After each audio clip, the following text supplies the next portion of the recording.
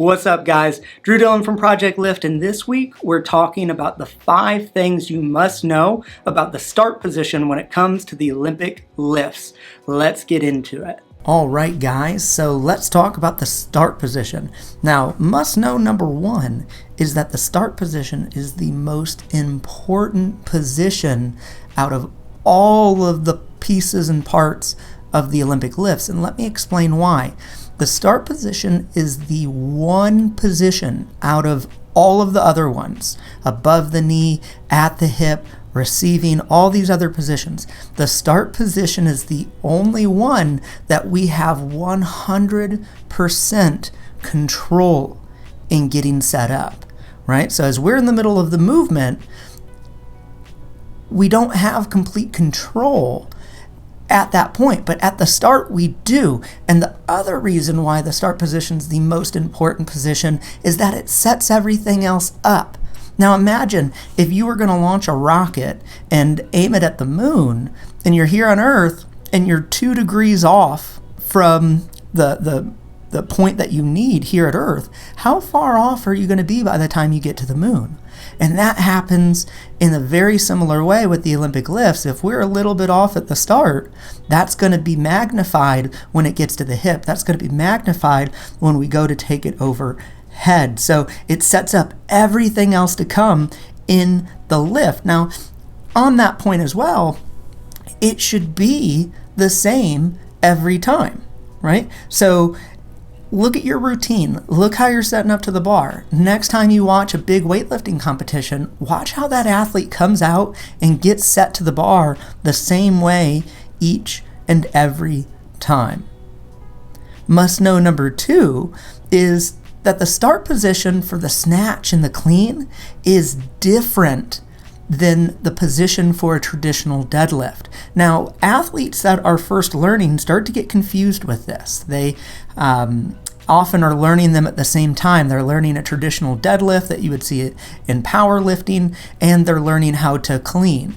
And they just start to get those positions mixed up, and frustration then comes. They are 2 different positions that have different engagement off the floor. So keep that in mind. If you're getting set up to deadlift, if you will, this bar off the ground to clean or snatch it, you are missing a huge opportunity to utilize your legs in a different way off the floor that is going to help significantly with the lift. So keep that in mind, guys. Really look at your technique and how you're approaching it.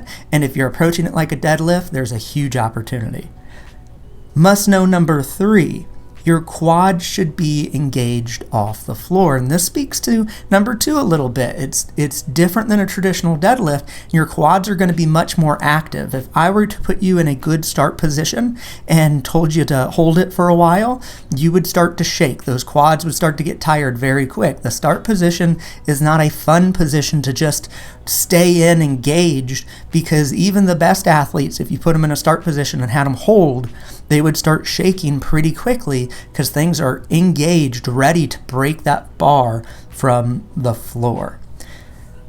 Must know number 4 is your legs should be doing all the work off the floor. Now, this is often where lifts go wrong right at the start, is breaking off the floor. The athlete isn't pushing with their legs the way they should be. They might get tugged over, and that could be an attempt to push with the legs, but not have the strength to hold positions as the legs push the torso up. But more often than not, athletes want to engage the back too soon. So if you're getting cuts in your shin, with the bar scraping your shin, that is a perfect example that your back's engaging too soon. If your legs push well off the floor, that shin and knee will always be out of the way, and you will be rising with the bar. That's going to set up all the other positions to be much easier to move through, and you're going to get a whole lot better result off that hip.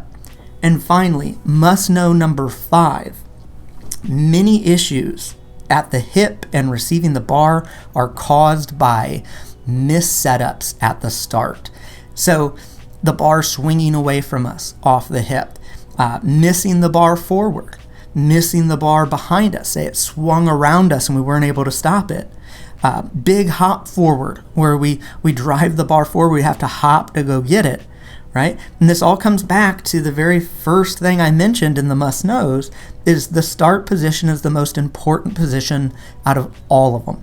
So if you're focusing on, man, why, this isn't coming off the hip right, or I'm really struggling to receive it, know that the start position, if it's off, can lead to this. So this is where it gets really important to be able to get in front of someone with an eye that can help you, to help guide you around this as you learn and help you feel, because as you make changes to these positions, at any position, but since we're talking about start position, as you make changes to the start position, it's going to require you to engage differently off the floor. It should. So that's going to feel different, but very often our athletes' language can go to, this feels wrong, this feels weird.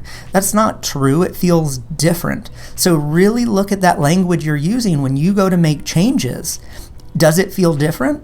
Well, it should. Congratulations, that's excellent. It feels different. We're engaging in a different way. Now you have to ask yourself, why'd I make this change? Well, the coach I hired is guiding me down this path. Okay. Well, if you've trusted that coach, then it's time to trust the process and give this change some time. If you're doing this on your own, you really have to be aware of that, because changes to technique, changes to key positions can easily take 3 to 6 months to really hone in.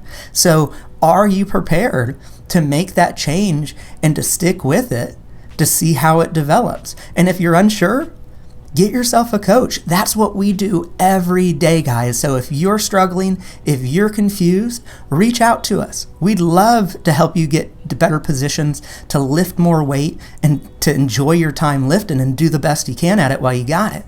So we hope this helps you guys.